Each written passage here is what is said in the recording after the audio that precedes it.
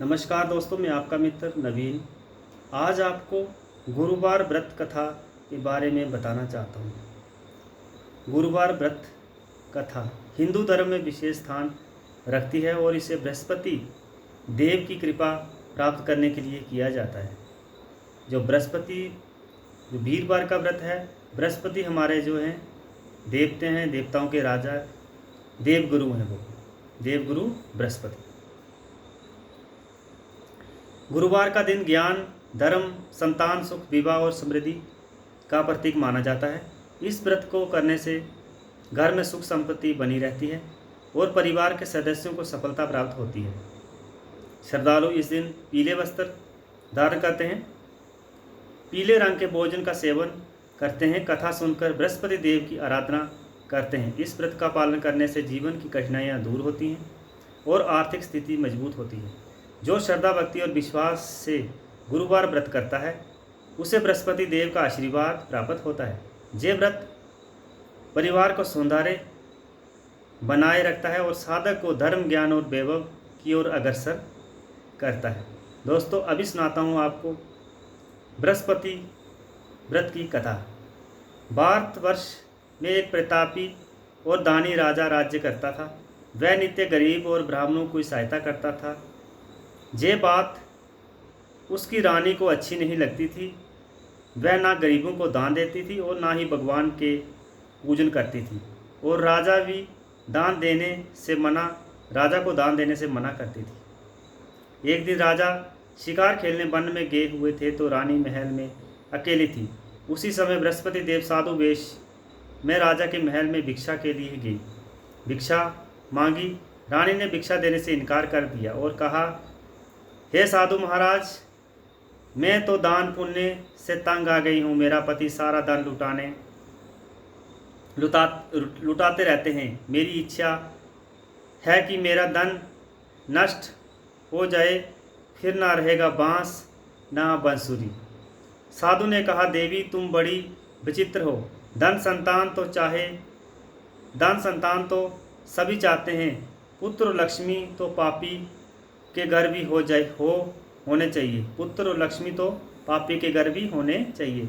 यदि तुम्हारे पास अधिक धन है तो भूखों को भोजन दो, प्यासों को के लिए कुएं बनवाओ, मुसाफिरों के लिए धर्मशालाएं खुलवाओ। जो निर्धन अपनी कुंवारी कन्याओं का विवाह नहीं कर सकते, उनका विवाह करा दो। ऐसे और कई कर्म हैं जो करने से तुम्हारे जश लोक परलोक में फैलेंगे, परंतु रानी पर उपदेश का कोई प्रभाव नहीं पड़ा। वह बोली, महाराज आप मुझे कुछ ना समझाएं, मैं ऐसा धन नहीं चाहती जो हर जगह बांटती फिरूं। साधु ने उत्तर दिया, यदि तुम्हारी ऐसी इच्छा है तो तथास्तु। तुम ऐसा करना कि बृहस्पतिवार को घर लीप कर पीली मिट्टी से अपना सिर धोकर स्नान करना, बत्ती चढ़ाकर कपड़े धोना। ऐसा करने से आपका सारा धन नष्ट हो जाएगा। इतना कहकर वह साधु महाराज वहाँ से अलोप हो गए। साधु के अनुसार कही बातों को पूरा करते हुए रानी को केवल 3 बृहस्पतिवार ही बीते थे कि उसका सारा समस्त धन संपत्ति नष्ट हो गई। भोजन के लिए राजा को परिवार तरसने लगा। तब एक दिन राजा ने रानी से बोला कि हे रानी, तुम यही रहो, मैं तुम्हारे देश को जाता हूँ, क्योंकि यहाँ पर सभी लोग मुझे मानते हैं, इसलिए मैं कोई छोटा कार्य नहीं कर सकता। ऐसा कहकर राजा परदेश चला गया। वहाँ वह जंगल में लकड़ी काट कर लाता और शहर में बेचता। इस प्रकार वह अपना जीवन व्यतीत करने लगा।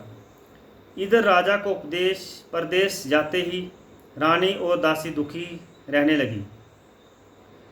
एक बार जब रानी और दासी को 7 दिन तक बिना भोजन में रहना पड़ा तो रानी ने अपनी दासी से कहा, हे दासी, पास ही नगर में मेरी बहन रहती है, वह बड़ी धनवान है। तू उसके पास जा और कुछ ले आ ताकि थोड़ी बहुत गुजर बसर हो जाए। दासी रानी की बहन के पास गई।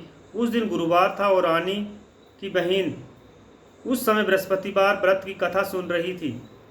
दासी ने रानी की बहन को अपनी रानी का संदेश दिया, लेकिन रानी ने बड़ी बहन ने कोई उत्तर नहीं दिया। तब दासी ने रानी की बहन से कोई उत्तर नहीं मिला तो वह दुखी हुई और उसे क्रोध भी आया।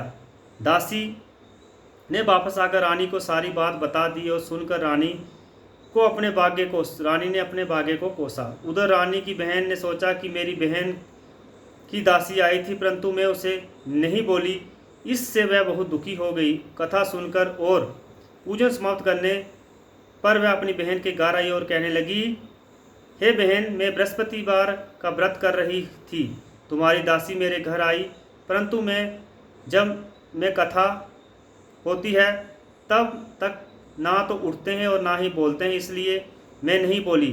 कहो दासी क्यों गई थी? रानी बोली, बहन तुमसे क्या छिपाऊं, हमारे घर में खाने का अनाज तक नहीं है। ऐसा कहते कहते रानी की आंखें भर गई। उसने दासी समेत पिछले 7 दिनों से भूखे रहने की बात कही और बहन को विस्तार पूर्वक सुना दी।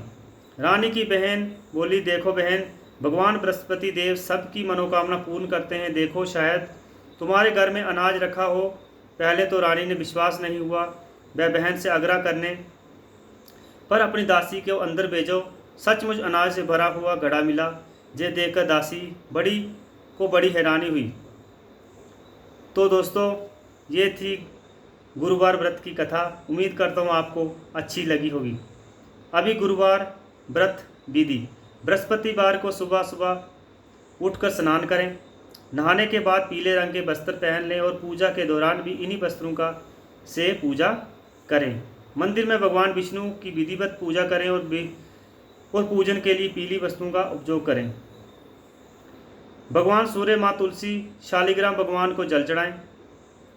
पीले फूल, चने, दाल, पीली मिठाई, चावल, हल्दी का प्रयोग करें। इसके बाद केले के पेड़ के तने चने पर चने की दाल के साथ पूजा की जाती है। केले के पेड़ में हल्दी युक्त जल चढ़ाएं। केले के पेड़ की जड़ों में चने की दाल और मुनके चढ़ाएं। इसके बाद घी का दीपक जलाकर उस पेड़ की आरती करें और केले के पेड़ के पास बैठकर व्रत कथा और पूजन करें। व्रत के दौरान दूसरे दिन उपवास रखा जाता है। दिन में एक बार सूर्य ढलने के बाद भोजन किया जाता है। भोजन में पीली वस्तुएं खाएं तो बेहतर है, लेकिन गलती से भी नमक का इस्तेमाल ना करें। प्रसाद के रूप में केले को अत्यंत शुभ माना जाता है, लेकिन व्रत रखने वाले को इस दिन केला नहीं खाना चाहिए। केले को दान में दें। केले को खाना नहीं चाहिए और केले को दान देना चाहिए। पूजा के बाद बृहस्पति देव की कथा सुनना आवश्यक है। कहते हैं बिना कथा सुने व्रत संपूर्ण नहीं माना जाता है, इसका पूर्ण फल नहीं मिलता। गुरुवार व्रत का महत्व: इस व्रत को करने से समस्त इच्छाएं पूर्ण होती हैं और बृहस्पति जी महाराज प्रसन्न होते हैं। धन, विद्या, पुत्र, मनवांछित फल की प्राप्ति होती है। परिवार में सुख और शांति रहती है। इसलिए ये व्रत सर्वश्रेष्ठ और अति फलदायक है। इस व्रत में केले का पूजन करें। कथा और पूजन के समय मन, कर्म, वचन और शुद्ध होकर मनोकामना पूर्ति के लिए बृहस्पति देव की प्रार्थना करनी चाहिए। दिन में एक बार ही भोजन करें। भोजन चने की दाल आदि ना करें। चने की दाल आदि का करें। नमक ना खाएं। पीले वस्त्र पहने। पीले फलों का प्रयोग करें। पीले चंदन से पूजन करें। पूजन के बाद भगवान बृहस्पति की कथा सुननी चाहिए। गुरुवार व्रत उद्यापन विधि: इस व्रत का उद्यापन करने के लिए सुबह समय से उठकर तैयार हो जाएं और पूजा स्थल पर गंगाजल का छिड़काव व सफाई करें। पीले वस्त्र ही पहने। पूजा स्थान को साफ कर अलग अलग आसन लगाकर भगवान विष्णु की प्रतिमा को स्थापित करें। मंदिर या अपने घर के आसपास स्थित केले की पूजा करें। जल चढ़ाकर दीपक जलाएं। इसके बाद प्रसाद लोगों में बांटें। इसके बाद श्री हरि के मंत्रों का उच्चारण करें। यदि कोई गलती हुई है तो उससे माफ़ी मांगे। उद्यापन विधि के लिए आवश्यक सामग्री: धोती, जोड़ा पीला कपड़ा, 1 जोड़ा चने की दाल, गुड़, पीले फूल, दीपक, धूप, हल्दी पाउडर, बेसन, ये चीज़ें जो हैं, सुपारी वगैरह का इस्तेमाल करें। और गुरुवार देव आरती करें। ओम जय बृहस्पति देवा, ओम जय बृहस्पति देवा जो आरती होती है उस आरती को करें। ये थी गुरुवार व्रत कथा का उद्यापन विधि और कथा। तो दोस्तों आपको वीडियो अच्छी लगी तो चैनल को लाइक करना, सब्सक्राइब करना और जय बृहस्पति देव, जय बृहस्पति देव।